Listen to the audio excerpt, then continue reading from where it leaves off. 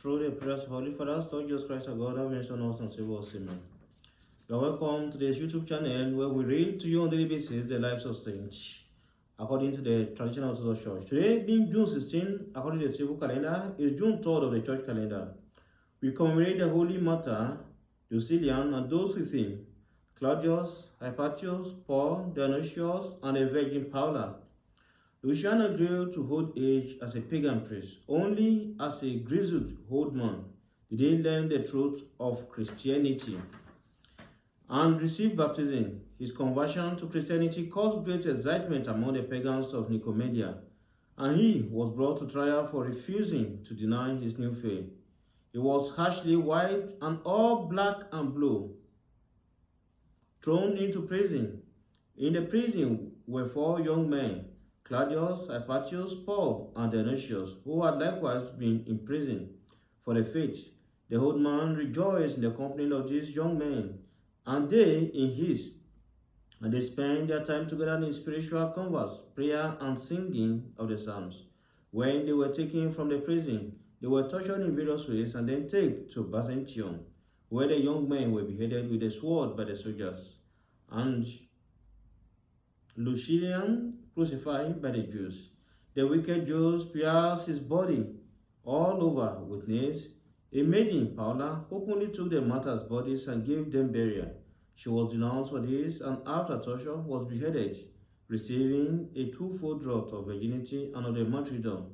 Their martyrdom took place in the time of the Emperor Aurelian, between 270 and 275. Today again, the Holy Church commemorates Martyr Lucian. He was a Roman, renowned for his noble birth, wealth, and learning. He was for a time a disciple of the Apostle Peter.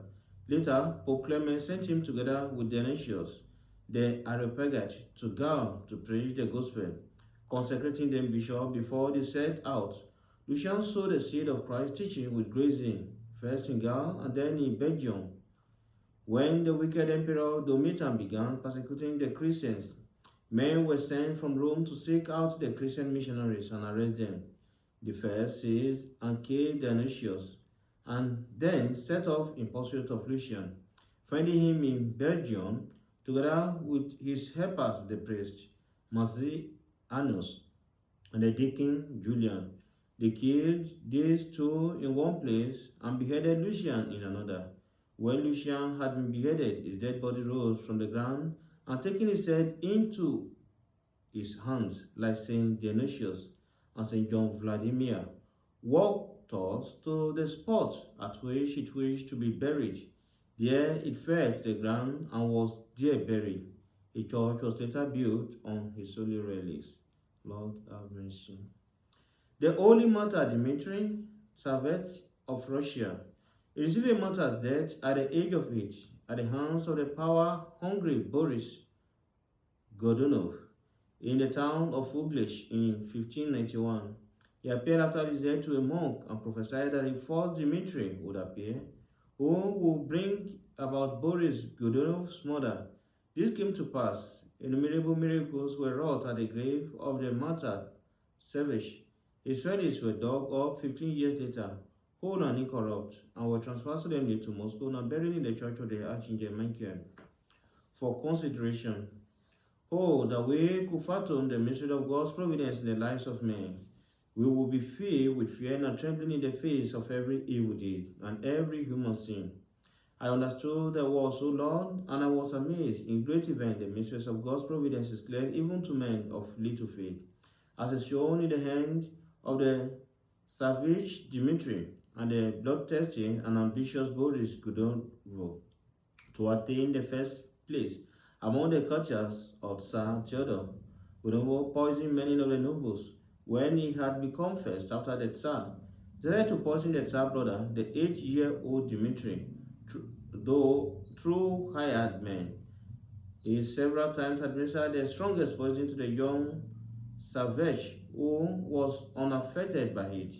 It came about by providence that the evildoer killed his prey, though not in any way secretly. Whenever sent murderers who beheaded the savage in broad daylight, and thus Dmitry became known as a martyr, and Godunov as a murderer. throughout Russia. After that, a certain Dmitri arose and proclaimed himself Tsarevich, as though he were the true Tsarevich, and some others had been killed, and set out with an army against Gurunov. He overcame Gurunov and reduced him to such desperate straits that he poisoned himself. He who had poisoned others himself ended by self-administered poison, and he who had murdered the innocent Dmitri was himself defeated by a man named Dmitri. He who has spiritual eyes to see, let him see the mystery of God's providence. Thank you for listening. Help us to share and subscribe so that you get a video each time a new one is being posted. Thank you, and may God bless you. In the name of the Father, and the Son, and the Holy Spirit, I want through God. Amen.